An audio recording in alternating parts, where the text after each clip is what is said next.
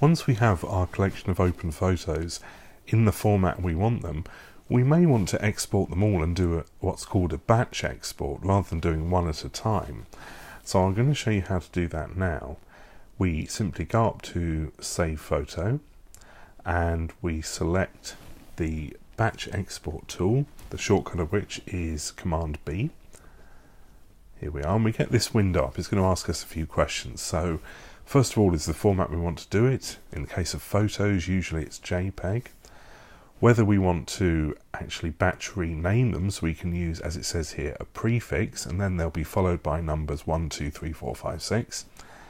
I'm going to say none, in which case it will use the original file name. So do be careful that you're saving them out in a different folder from where they originated from, because else you're going to have a few problems. Then we've got the option to resize if we want to. So in this case I'm going to say, well, yes, I do want to resize them.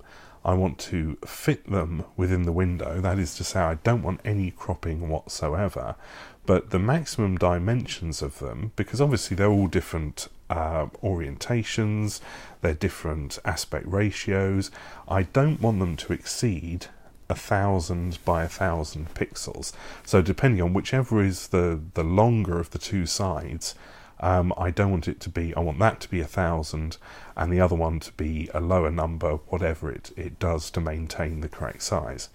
So that's what fit is going to do for us.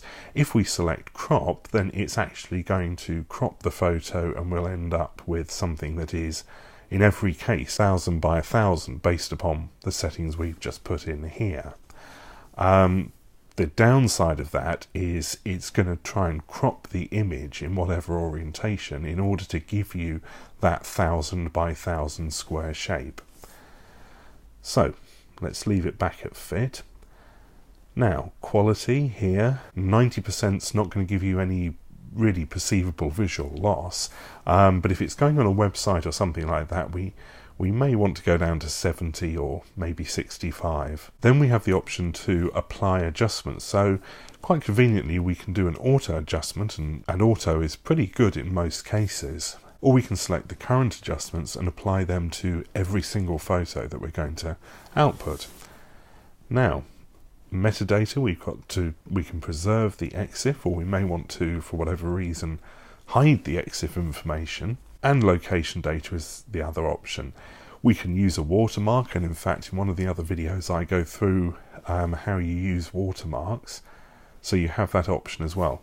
And then you hit save, and you can see right down by the save button we've got 35 photos in our gallery that we've got open, and so it's going to batch export all 35 of them, and we hit that. It's going to ask us where we want to save them, and we go from there. It's as simple as that.